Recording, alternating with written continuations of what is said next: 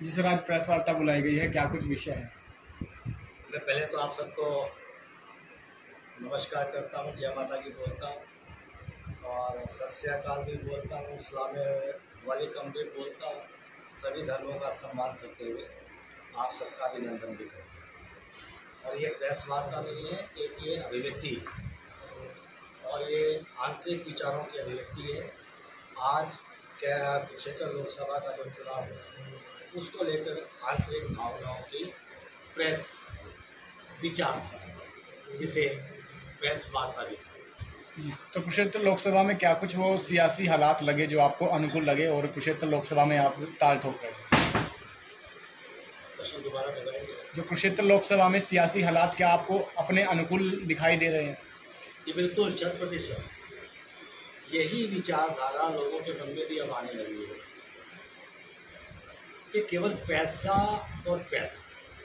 प्राय राजनीतिक दल ये सोचते हैं कि जिसके पास उद्दंडता ज़्यादा रहेगी, जिसके पास पैसा ज़्यादा रहेगा और जिसके पास लोगों की भीड़ जुटाने का धन बल के आधार, जन बल के आधार पर नहीं, धन बल के आधार पर, ये विचारधारा आज वर्तमान में देश के लोग समझ रहे हैं, कुरुक्षेत्र लोकसभा के विशेष रूप से समझ रहे हैं।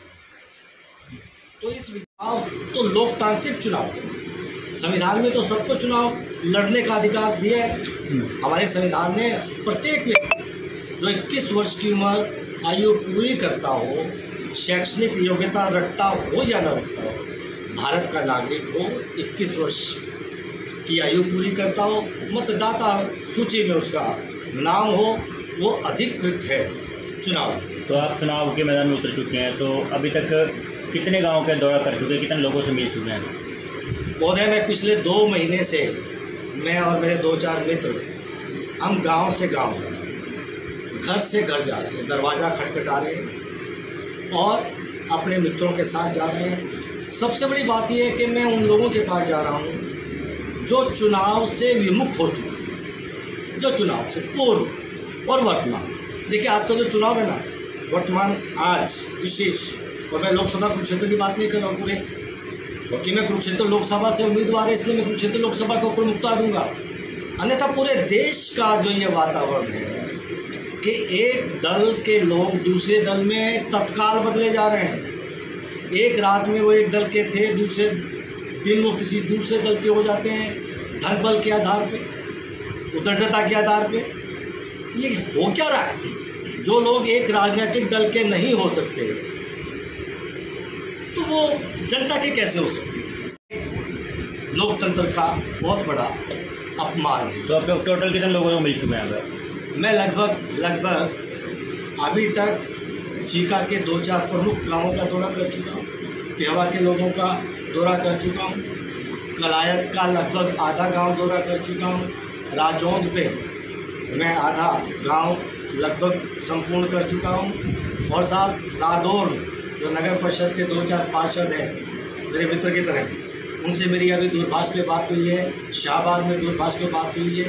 लगभग 9 विधानसभाओं में से 6 या 7 विधानसभा मैं पूर्ण कर चुका हूँ। एक बात हो, क्योंकि पहले मैं शिक्षक था, अब अधिवक्ता भी हूँ, वकील हो गया हूँ, तो साहब वकीलों का मुझे संपूर्ण समर्थन मिला, चाहे वो कैथल है, चाहे वो चीका बार के एडवोकेट्स हैं, चाहे वो शाहबाद की है, चाहे पेवा है, चाहे कुछ है।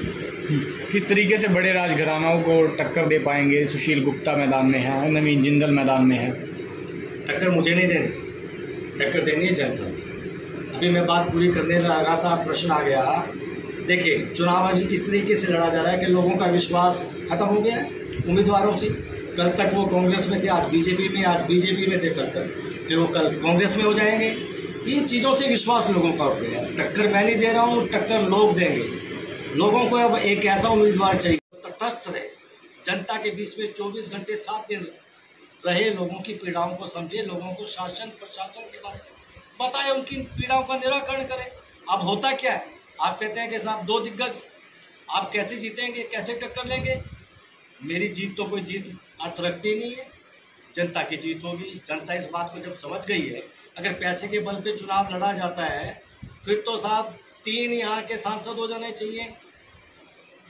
बीजेपी का सांसद भी पैसे के बल पे चुनाव लड़ रहा है तो वो बन जाना चाहिए।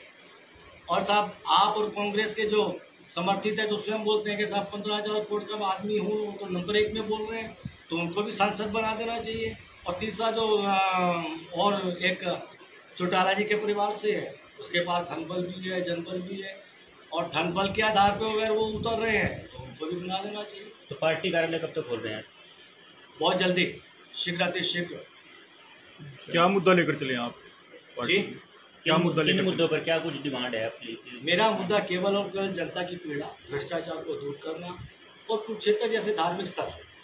अब मैं कैथल की बात करूं तो कैथल में कितना एक वो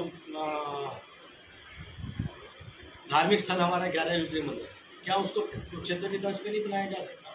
कलायत में कपिल मुनि मंदिर है, उसमें जो उसको तालाब का रूप दे दिया गया, जबकि वो कितना धार्मिक स्थल था, उसके बारे में काम नहीं किया जा सकता। पेवा के बारे में काम नहीं किया जा सकता। आज तक हमारे सांसदों ने किया क्या है, तो उन पे मैं काम करना चाहता हूँ। ठीक, थैंक यू। शहरवासियों के लिए क्या अपील करें?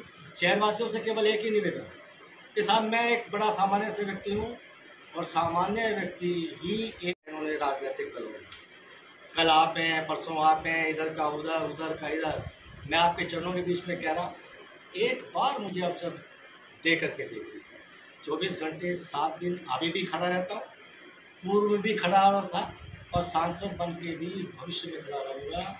और आप केवल और केवल 3 वर्षों में, जो 20 वर्षों में नहीं हो सका ना, ये लोग जीत के हार के चले जाते हैं, फिर दर्शन नहीं देते। मैं आपके बीच में रह करके 3 वर्षों में कुरुक्षेत्र लोकसभा का विकास, जिसमें 9 विधानसभाएं आती हैं, आप देखेंगे। एक बार, केवल एक बार अवसर देंगे। बहुत बहुत